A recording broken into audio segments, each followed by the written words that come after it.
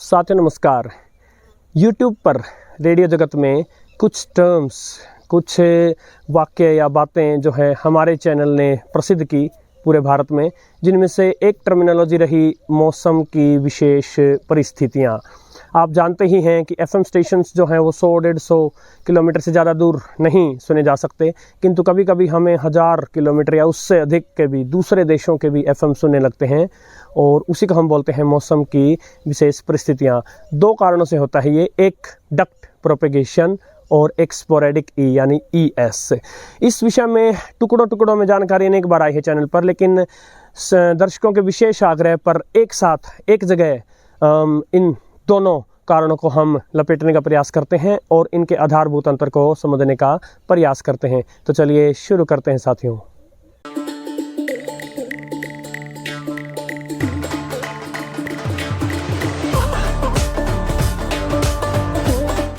सबसे बड़ी बात जो इन परिस्थितियों के बारे में ये है कि ये थोड़ी ही देर रहती हैं और वो जो विशेष प्रसारण है वो ज़्यादा देर नहीं चल पाता, और जब तक वो विदेशी FM चल रहे होते हैं तो हमारा मन करता है रवि साहब के संगीतबद्ध उस मुकेश के गीत की तरह, ये मौसम रंगीन समा ठहरो जरा ओ जाने जा, तेरा मेरा मेरा तेरा प्यार है फिर कैसा शर्माना। तो देखिए, 4 बैंड हैं रेडियो के। लॉन्ग वेव जो कि लुप्त हो चुका, short wave, medium wave, FM जो कि अभी भी चलते हैं, जो हमारा ट्रेडिशनल रेडियो है उसके। तो इनमें से मीडियम वेव्स जो हैं वो दिन में ग्राउंड के सहारे चलती हैं, रात को आकाश से टकरा कर आती हैं। शॉर्ट वेव्स दिन में रात में हर समय आकाश से टकरा कर आती हैं, थोड़ी दूर के लिए वो ग्राउंड पर भी चल सकती हैं। और FM वेव्स जो हैं वो भी थोड़ी दूर ग्राउंड पे चल सकती हैं, अन्यथा डायरेक्ट लाइन ऑफ साइट आती हैं, यानी ट्रांसमीटर से सीधा आपके रेडियो तक। लेकिन जब ये विशेष परिस्थितियां बनती हैं मौसम की, हमारे वातावरण में कुछ विशेष बदलाव जब होते हैं, खासकर वायुमंडल में, तब ये FM की तरंगें जो हैं ये उससे टकरा कर आने लगती हैं और इसीलिए दूर दूर तक रिसेप्शन होने लगता है। अनेक बार साथी ये पूछते हैं कि सुबह या शाम को जो है या रात को FM अच्छा क्यों चलता है, तो उसका भी एक कारण है कि कुछ खास छोटे लेवल की खास परिस्थितियों के कारण जो है वो आकाश से टकराकर दूर तक पहुंच जाती हैं। दिन में केवल और केवल लाइन ऑफ साइट चल पाती हैं। यहाँ ये चर्चा कर लेना भी ज़रूरी होगा कि जो मीडियम वेव्स हैं वो फ्रीक्वेंसी स्पेक्ट्रम के मीडियम फ्रीक्वेंसी बैंड में आती हैं, जो शॉर्ट वेव्स हैं वो HF यानी हाई फ्रीक्वेंसी की रेंज में आती हैं, और जो FM वेव्स हैं वो UHF और VHF, असल में VHF में आती हैं। तो FM से ज़्यादा जो फ्रीक्वेंसी की वेव्स हैं वो सारी VHF UHF बैंड है। अब देखिए, दो विशेष परिस्थितियां जो बनती हैं, डक्ट प्रोपेगेशन और स्पोरेडिक ई यानी ES, इनमें सबसे आधारभूत अंतर यह है कि डक्ट प्रोपेगेशन जो है वो ट्रोपोस्फियर के कारण बनती है और स्पोरेडिक ई जो है वो आयनोस्फीयर के कारण बनती है। सो हमारा वातावरण जो है, वायु जो है, ये वायुमंडल, ये जब आप पृथ्वी की सतह से ऊपर चलते हैं तो 0 से 13 किलोमीटर तक, यानी 13 किलोमीटर ऊपर तक ट्रोपोस्फियर कहलाता है। इस ट्रोपोस्फियर में ही सारे मौसम के बदलाव, बादल बनना, वर्षा होना, वो सब इस रेंज में हो रहे होते हैं। 13 से ऊपर उठ जाएं, 50 किलोमीटर तक चलें तो स्ट्रेटोस्फियर है। इस स्ट्रेटोस्फियर में ही ओजोन की परत है, जो सूर्य से आने वाली हानिकारक अल्ट्रावायलेट और दूसरी रेज से हमारी रक्षा करती है। 50 से 85 किलोमीटर तक मीजोस्फियर है, और मीटियोर्स जो हैं, उल्कापिंड जो हैं, जो हमें एक टूटता हुआ तारा दिखता है, वो असल में बहुत बड़े पत्थर होते हैं जो बाहर से कहीं से आ जाते हैं और हमारे वायुमंडल में जब नीचे गिरते हैं घिसने के कारण जल जाते हैं, वो यहाँ होते हैं। 85 से 700 किलोमीटर तक जो है थर्मोस्फियर है, और यहाँ तापमान बहुत ज़्यादा है। और फिर 700 से 10,000 किलोमीटर तक जो है वो एक्सोस्फियर है। यहाँ सैटेलाइट वगैरह जो हम छोड़ते हैं वो यहाँ आते हैं, और यहाँ पर अगर कोई गैस पहुँच जाती है, हमारी वायु जो है अगर वहाँ तक पहुँच जाती है तो उसके बाद वहाँ से एस्केप होने लगती है, वापस पृथ्वी पर नहीं आ पाती। तो यदि पहली 2 परतें जो है ट्रोपोस्फियर और स्ट्रेटोस्फियर उसको छोड़ दें तो मीजोस्फियर और थर्मोस्फियर ये जो हैं, यानी 60 से 600 किलोमीटर के बीच की जो दूरी है ये कहलाती है आयोनोस्फियर। यही आयोनोस्फियर है जिससे मैक्सिमम शॉर्ट वेव्स टकरा कर आती हैं। सो जब डक्ट प्रोपेगेशन होती है तो आयनोस्फीयर तक बात पहुंचती ही नहीं। जो हमारी पहली परत है ये ट्रोपोस्फियर, इसी में जो है FM वेव्स से रिफ्लेक्ट होकर आगे आ जाती है। यहाँ जो डक्ट नाम लिया गया है, आप देखते हैं जैसे बिजली वगैरह की जो फिटिंग की जाती है उसमें डक्ट्स पाइप होती हैं जिनके अंदर तारें जाती हैं। तो ऐसे ही वातावरण में जो है एक प्रकार की बड़ी पाइप बन जाती है जिसके अंदर होती हुई एफएम वेव्स जो हैं दूर तक आ जाती हैं। अब होता ये है कि ट्रोपोस्फियर में, जैसे मैंने बताया, ऊपर जाकर जो है थर्मोस्फियर में तो तापमान बहुत ज़्यादा है, वहाँ की बात अलग है।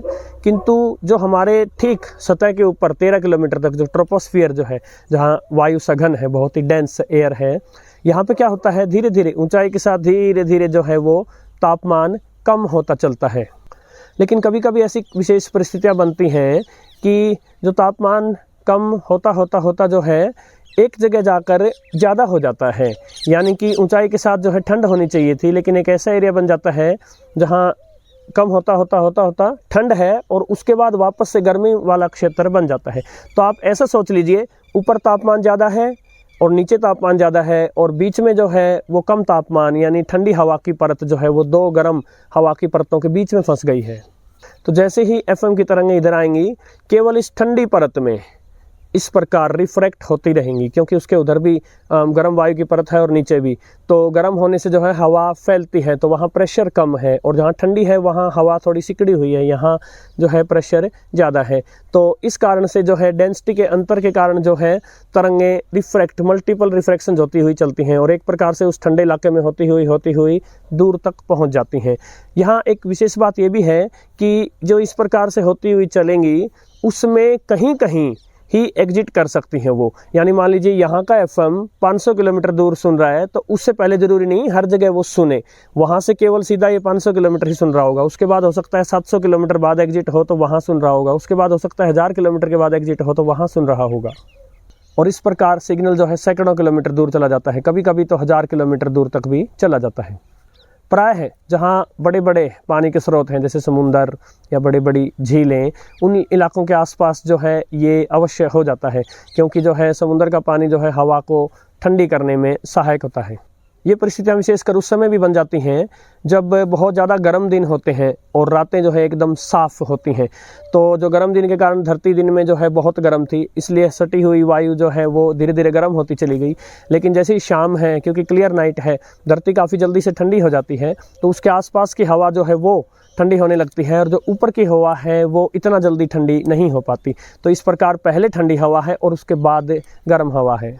एक और विशेष बात इन परिस्थितियों की ये है कि ये समर यानी ग्रीष्म या फिर ऑटम पतझड़ उन दिनों में है, उन महीनों में ज़्यादा होती हैं, जैसे कि मई जून का महीना या फिर ऑटम में लगा लीजिए अक्टूबर नवंबर का महीना। एक और विशेष बात इनकी ये है कि ये कई घंटों से लेकर कई दिनों तक बनी रह सकती हैं।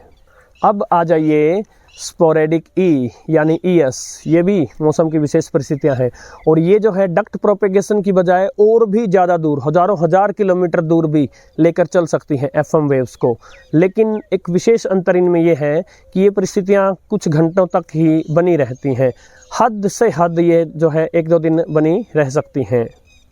इनमें ट्रोपोस्फियर यानी जो पहली परत है 0 से 13 किलोमीटर वाली, वो इन्वॉल्व नहीं होती। इससे ऊपर वाली लेयर स्ट्रेटोस्फीयर भी इन्वॉल्व नहीं होती। उससे ऊपर वाली लेयर जो है जहाँ से आयनोस्फीयर शुरू होता है, वहाँ पहले डी परत है, फिर ई परत है, फिर एफ परत है। आयनोस्फीयर को हमने 3 भागों में बांटा है, तो डी, ई और एफ में से ई वाली परत जो है इनका कारण बनती है, वहीं से टकराकर एफएम वेव्स आती हैं।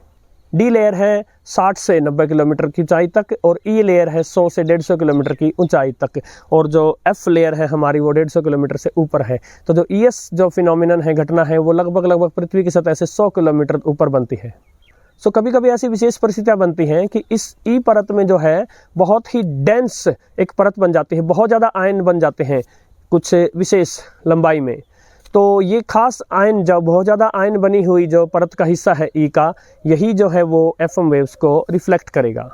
प्रायः ई परत का कार्य होता है मीडियम वेव्स यहाँ से टकरा कर आ जाएं। दिन के समय ई से पहले जो डी लेयर बनी हुई है वो मीडियम वेव्स को खा जाती है, तो वो ई तक पहुँच ही नहीं पाती, वरना दिन में भी मीडियम वेव स्टेशन दूर दूर तक चल सकते थे। लेकिन रात को डी परत समाप्ति हो जाती है और मीडियम वेव्स जो है वो ई से टकरा कर आती हैं। लेकिन जब विशेष परिस्थितियाँ बनती हैं तो इस ई परत का एक हिस्सा ऐसा बन जाता है कि वो एफएम वेव्स को भी टकरा कर भेजने लग जाता है। 3 मोटे मोटे अंतर ये हैं कि डक्ट प्रोपेगेशन की बजाय ES जो है केवल कुछ घंटे तक रहती हैं परिस्थितियाँ। दूसरा, बहुत ज़्यादा दूरी तक FM स्टेशन जा सकते हैं डक्ट प्रोपेगेशन के मुकाबले ज़्यादा दूरी तक। और तीसरा जो है मल्टीपल एग्जिट्स हो सकते हैं, जगह जगह जो है इस ES के कारण जो दूर दूर के स्टेशन हैं वो जगह जगह सुने जा सकते हैं। डक्ट प्रोपेगेशन में जो है कुछ ही खास एग्जिट थे। जहां डक्ट प्रोपेगेशन समर या ऑटम के महीनों में हो सकती थी, ES जो है ये मुख्यतः है जो है मई जून यानी समर के महीनों में ही होती है और दिन में ज़्यादा बनती हैं ये परिस्थितियाँ। साथ ही ये काफ़ी अनप्रेडिक्टेबल होती हैं। ये साल के हो सकता है दूसरे हिस्सों में भी बन जाएंगी, कब बन जाएंगी इसकी प्रेडिक्शन करना बहुत कठिन होता है, जबकि डक्ट प्रोपेगेशन जो है उसका थोड़ा सा आइडिया रहता है। इसके अलावा जाते जाते बता दूं कि जो डी लेयर है उसका कार्य है 41 मीटर बैंड या इससे बड़े सारे शॉर्ट वेव मीटर के बैंड खा जाना और मीडियम वेव को खा जाना दिन में। ई परत जैसे मैंने बताया मीडियम वेव को टकरा कर भेजना रात में, दिन में वो ई तक पहुंच ही नहीं पाते क्योंकि डी खा जाती है उनको। और जो एफ लेयर्स हैं उनका कार्य है रात को 41 मीटर से बड़े बैंड 41, 60, 75, 90 या मीडियम वेव बैंड भी लगा लीजिए। मीडियम वेव मोस्टली ई के कारण ही आता है, लेकिन 41 से 60, 75, 90 इन मीटर बैंड्स को रात को दूर दूर तक भेजना। और दिन में इसका कार्य होता है 16, 19, 22, 25 और 31 मीटर बैंड शॉर्ट वेव्स को दूर तक भेजना, रिफ्लेक्ट करके भेजना। तो आशा साथियों आपको आज का वीडियो पसंद आया होगा। आपसे अनुरोध है कि वीडियो को लाइक ज़रूर कीजिएगा और रेडियो के चाहने वाले तक पहुंचाइएगा, शेयर कीजिएगा। और यदि सब्सक्राइब नहीं किया है तो सब्सक्राइब कर लीजिएगा। नमस्कार।